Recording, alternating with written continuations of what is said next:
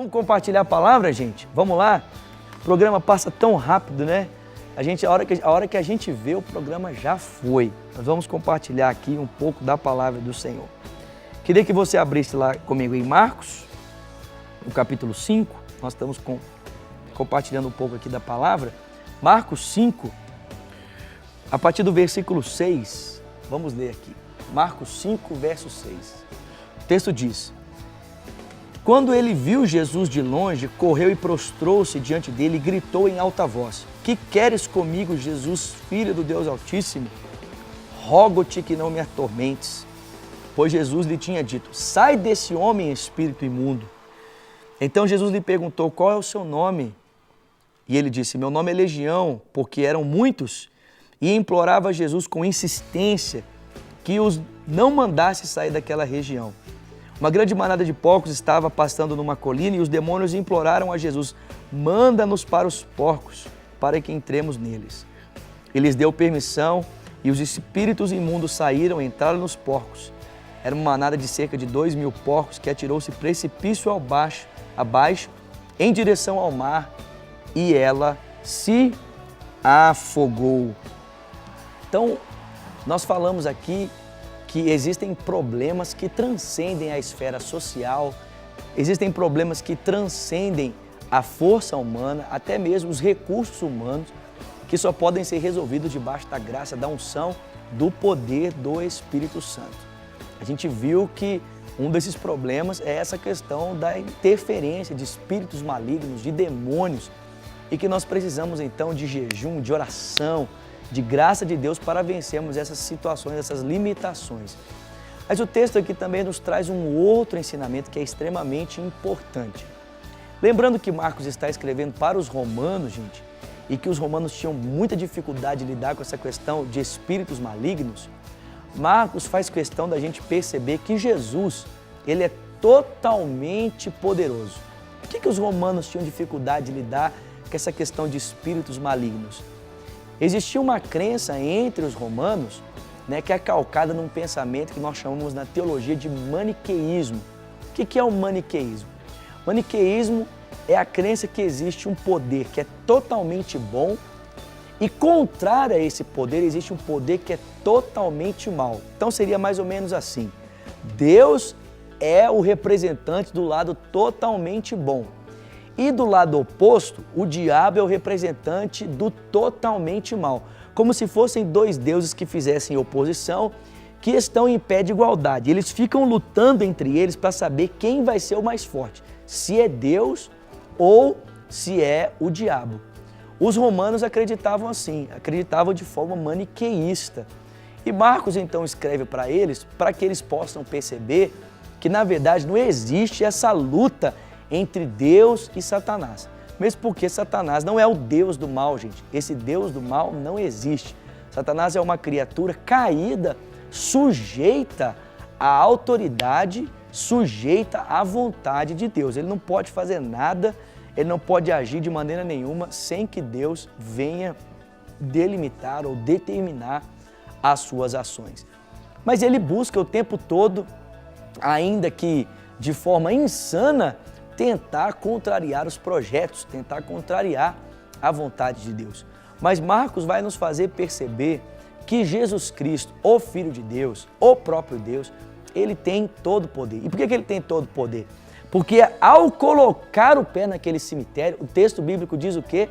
Que os demônios correram e prostraram-se aos pés de Jesus.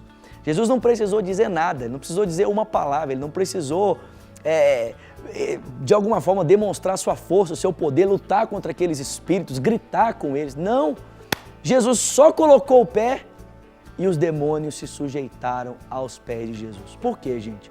Porque Jesus Cristo, ele tem todo o poder. Gente, presta atenção nessa afirmação.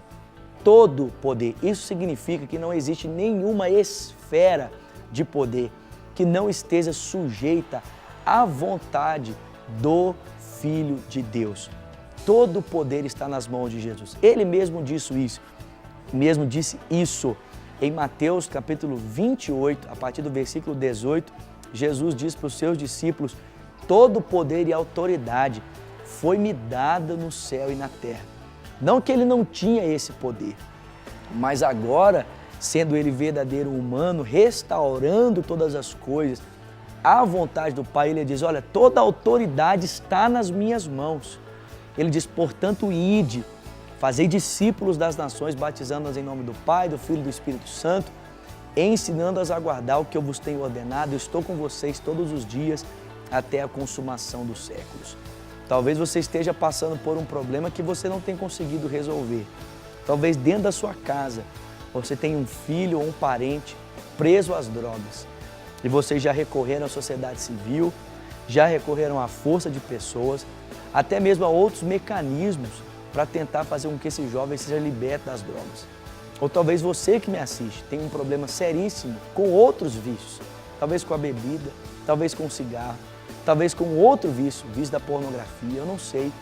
Jesus ele tem poder para te libertar disso. Aquilo que as pessoas não puderam fazer por aquele homem que estava endemoniado, aquilo que as pessoas não puderam fazer por aquele homem que estava preso por uma legião de demônios, as correntes não puderam fazer, a força não pôde fazer, Jesus, ele pôde fazer. Eu não estou querendo aqui de maneira nenhuma dizer que todo mundo que tem problemas como esses que eu mencionei aqui, estão possessos de demônio. Não é isso, gente. Mas eu estou afirmando categoricamente aqui que se você não tem conseguido vencer essas limitações com a força do seu braço, Jesus Cristo pode, Ele pode libertar você, Ele pode transformar você, Ele pode curar você, Ele pode salvar você. Tudo o que você precisa é reconhecer o poder que o Filho de Deus tem e Ele tem todo o poder. Se prostre aos pés de Jesus. Faça como aquela mulher cananeia que tinha uma filha também terrivelmente endemoniada, que prostrou-se aos pés de Jesus, adorou Jesus. E por causa de uma só palavra de Jesus, o texto bíblico diz que os demônios que oprimiam a filha dessa mulher foram expulsos e ela foi completamente liberta. Você também pode experimentar dessa libertação. Aliás, que você receba disso, né? Você que me assiste nessa hora está preso por algum vício, está preso por algum comportamento nocivo, destrutivo.